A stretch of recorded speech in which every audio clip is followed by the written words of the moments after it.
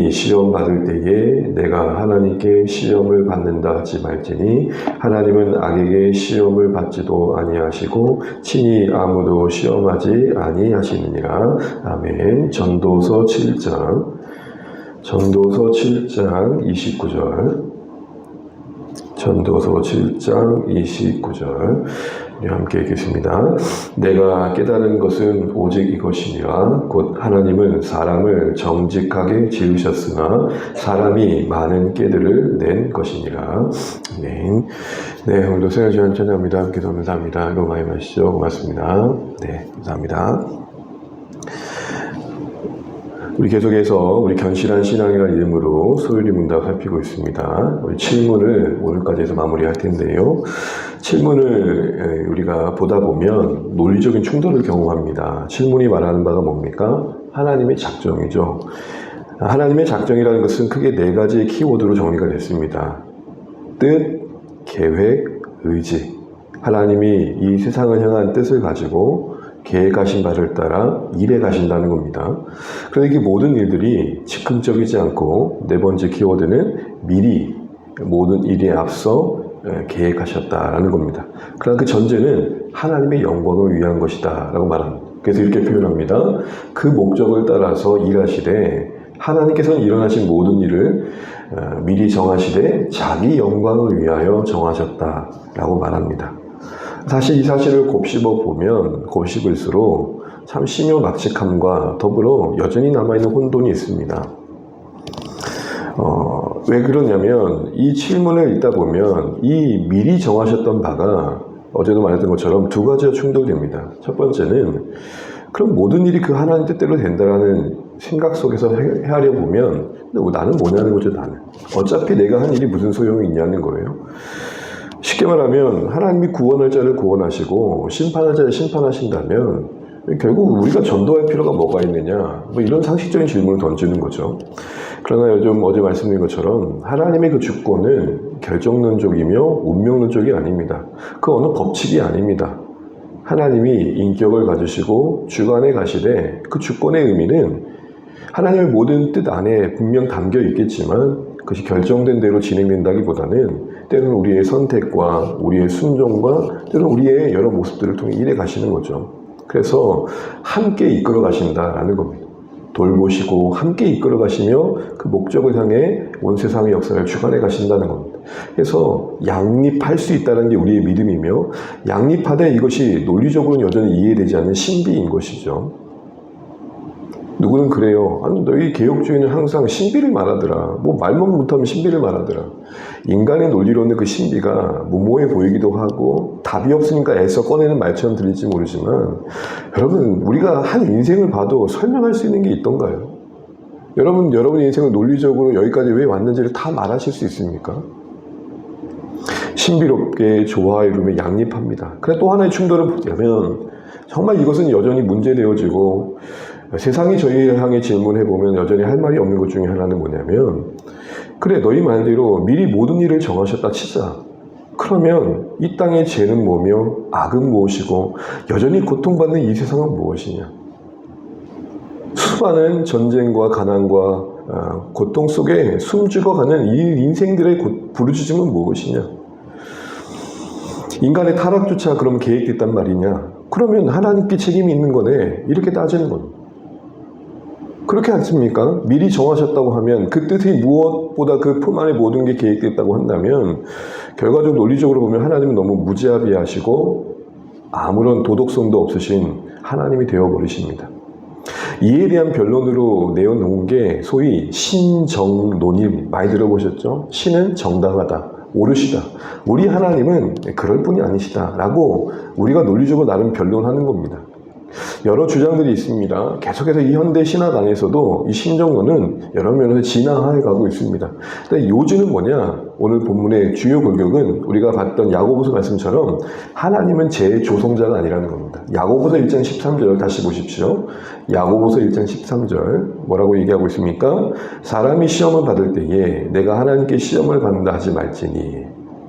왜요? 하나님은 악에게 시험 받지 않으실 뿐만 아니라 친히 아무도 시험하지 않으십니다. 하나님은 악의 근원이 아니라는 겁니다.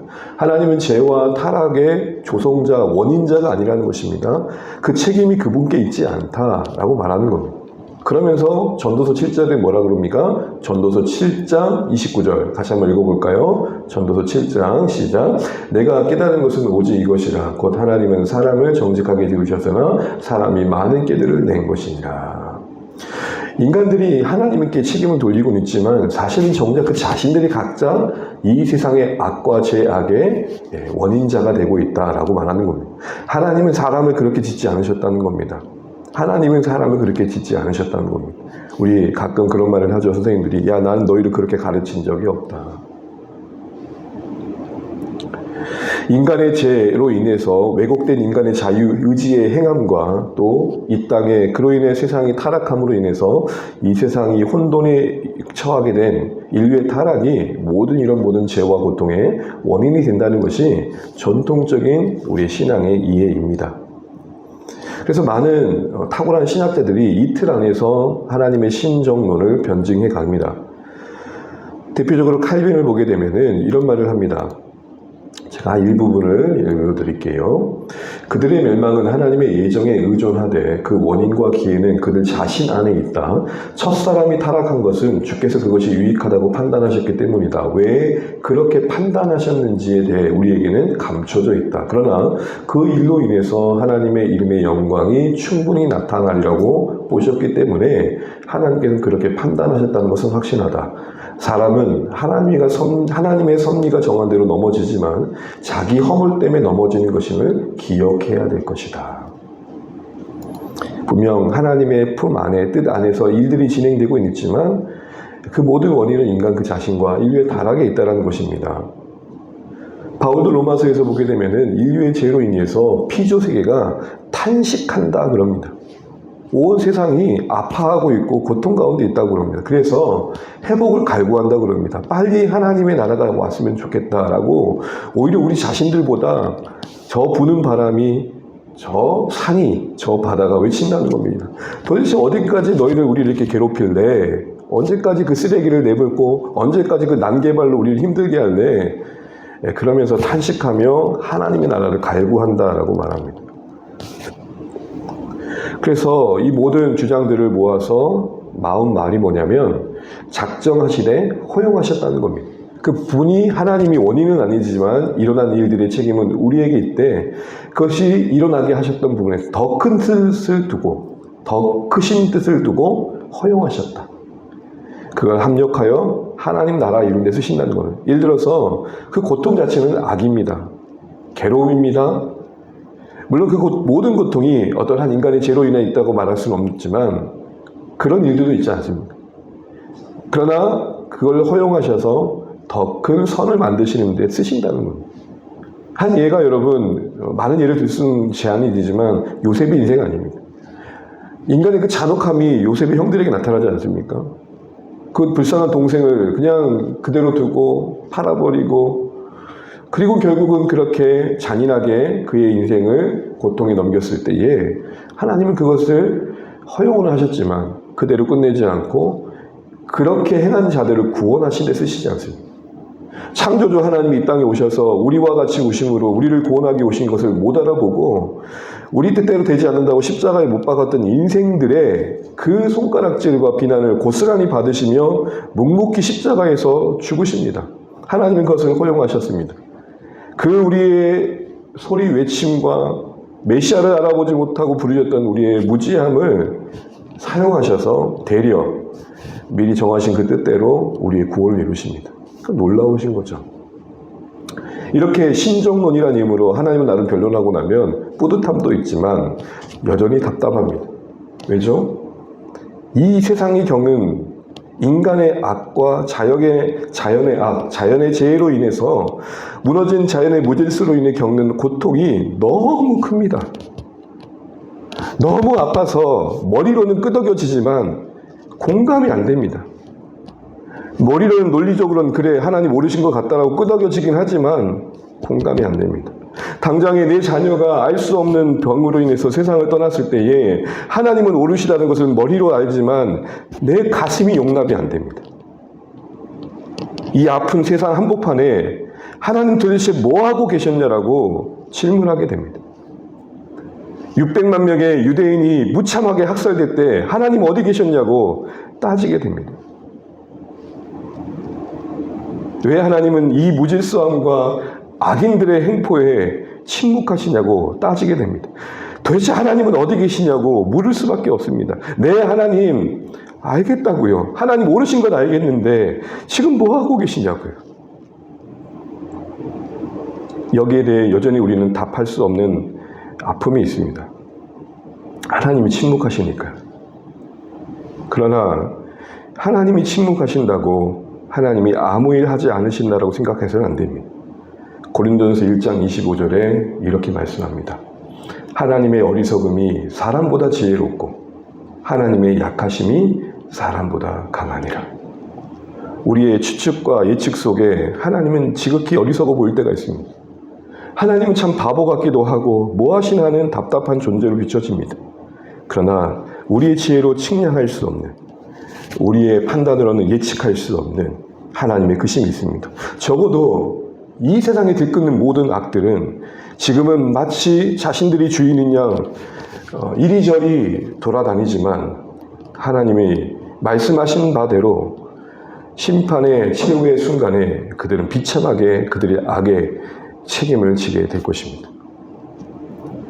우리는 이 소망 때문에 여전히 무너진 이 세상을 그래도 아름답다 말하며 여전히 아픈 이 세상을 그래도 하나님이 통치하신다 말하는 것입니다.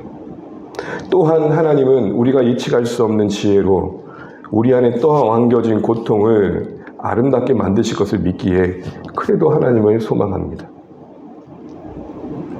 또한 우리는 이런 하나님의 침묵 앞에 신뢰의 순종과 우리의 신뢰의 걸음을 보여야 될 뿐만 아니라 더불어 그렇게만 할 게 아니라 침묵하되 외치기도 해야 됩니다. 또한 함께 울기도 해야 됩니다. 여러분, 예수님께서 예루살렘 성을 바라보시며 우셨던 장면이 누가복음에 나옵니다. 이렇게 말씀하십니다. 누가복음 19장 41절입니다.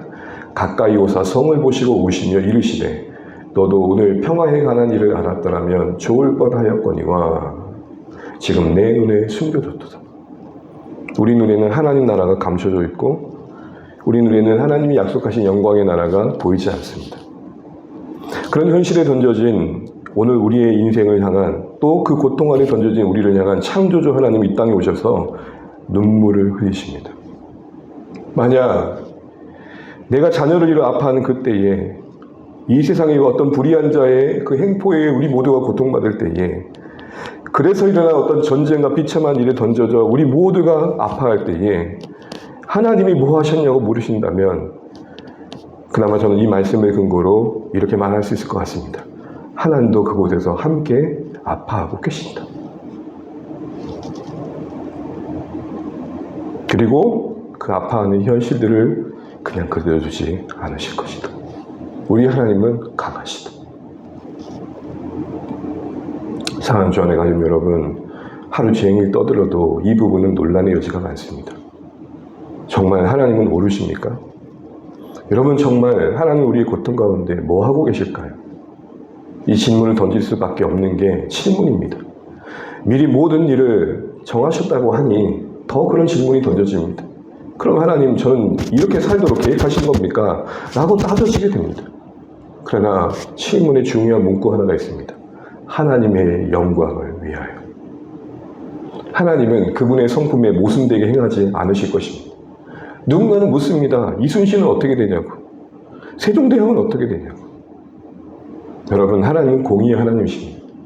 그 판단하신 바에 의해 힐난한 여지가 없도록, 그리고 판단받는 자들이 억울하지 않도록 분명한 기준으로 말씀하실 겁니다. 더욱 이제는 복음이 분명한 이 시대에는 그 복음을 근거로 말씀하실 겁니다. 애써 하나님의 오르심을 아무리 신령해도 이 세상은 고통 가운데 있기에 들려지지 않을 것입니다. 그 하나님의 오르심이 말입니다. 그러나 여러분, 그런 세상을 향해 우리는 어떻게 해야 될까요? 동일하게 세상처럼 하나님을 판단해야 될까요? 하박국이 던졌던 질문처럼 하나님 도대체 뭐 하세요? 아무리 우리가 죄를 지었다 하더라도 바벨론을 통해 우리를 멸망시킨다고? 그건 아니죠. 라고 따져야 될까요? 두 가지 태도를 권면드립니다. 말씀드린 것처럼 하나님의 침묵의 그 깊이를 믿음으로 바라보십시오. 또한 고통 가운데 던져진 세상을 외면하지 마시고 우리가 할 수 있는 만큼 함께 아파하고 그 짐을 덮는 데 동참하십시오. 그리고 악을 향해, 혹시 일어나는 악을 향해 우리는 함께 저항해야 될 것입니다. 하나님은 침묵하시지만 우리는 던져진 이 세상 속에서 하나님의 또 한 손길이 되어서 이 예루살렘을 향해 흘리셨던 주님의 눈물을 따라 함께 아파야 됩니다. 기독교인들이 너무 냉혹하면 안 됩니다. 아파하는 성도를 향해서 그거 하나님의 뜻이야, 너무 쉽게 그렇게 말씀하지 마십시오. 아픈 사람들은 함께 울라고 했으니 함께 우시면 됩니다. 힘든 사람들은 도우라고 했으니 도우시면 됩니다. 거기에 어떤 신앙적인 카테고리를 들이대고, 야, 당신 기도 안 하니까, 헌신 안 하니까, 그때 그렇게 순종 안 하니까 이 모양 이 꼴이 됐지. 물론 그런 부분이 있을 수 있습니다. 모든 것을 그렇게 싸잡아서 하나님의 뜻이란 이름으로 행포를 부리는 것도 하나님의 뜻은 아닐 것 같습니다. 하나님의 무거운 침묵 앞에 신뢰의 믿음을 보여주십시오. 더하여 아파하고 고통하는 이 세상을 향해 하나님의 긍휼을 구하며 우리가 품을 수 있는 인생을 품으며 닦아줄 수 있는 눈물을 닦아줄 수 있는, 함께 올라가신 자리에 함께 설 수 있는 우리 모두가 되시기를 주의 이름으로 축복합니다. 기도하겠습니다. 우리 이 시간 기도하면 좋겠습니다. 우리 계속해서 소요리 문답을 따라서 교리를 묵상하고 있습니다. 어려운 내용도 있지만 이 시간들이 하나씩 쌓여가면서 좀 체계가 잡혀가면 좋겠습니다. 특별히 하나님이 정하셨다는 사실 앞에 생길 수 있는 논리적인 충돌의 두 번째 부분을 살펴봤습니다. 정하셨다면 이 모든 세상의 악과 죄도 다 정하셨는가? 그럼 그 하나님 도대체 계시는 거 맞는가? 라고 말할 수밖에 없는 질문들이 인간의 이성으로부터 시작됩니다. 그러나 우리는 다시 한번 말씀을 통해 알게 됩니다. 하나님은 죄의 조성자가 아니십니다. 모든 것은 인간의 책임과 타락의 원인이 있습니다. 그러나 그걸 허용하셨습니다. 그 크신 뜻을 우리 다 알 수 없습니다. 그러나 그런 허용하심 안에 우리는 아픔 가운데 또 있습니다. 하나님의 이 세상을 향하신 통치의 선하심을 우리가 신뢰하되 또 세상을 향해 우신 주님의 그 눈물을 따라 함께 공감하며 아픔을 덜은 일에, 그 고통을 치료하는 일들에 또 우리도 동참하면 좋겠고, 이 지으신 아름다운 세상을 더 온전케 하실 그 나라를 향한 소망을 끝까지 포기하지 않으시면 좋겠습니다. 그런 삶을 사는 우리 인생 되게 달라하시고 하나님의 영광을 위해 일해 가심을 우리가 신뢰하면서 오늘 하루의 이 모순된 현실도 묵묵히 바라보게 해달라고 믿음 잃지 않게 해달라고 기도하시면 좋겠습니다. 이상한 주원의 가족들이 또 오늘도 살아가는 일상 속에 평강 있게 하시고 주의 도우심 있게 하시고 만남 속에 복의 통로가 되길 소원합니다. 사랑하는 자녀들을 위해, 이웃들을 위해, 또 우리가 영혼을 품고 기도하는 일들을 위해 기도해 주시고 여러분 삶에 또 각자의 진도 좀 가지고 또 기도하시다가 오늘도 주 안에서 동행하시는 복된 한 날 되시길 바랍니다. 기도하겠습니다.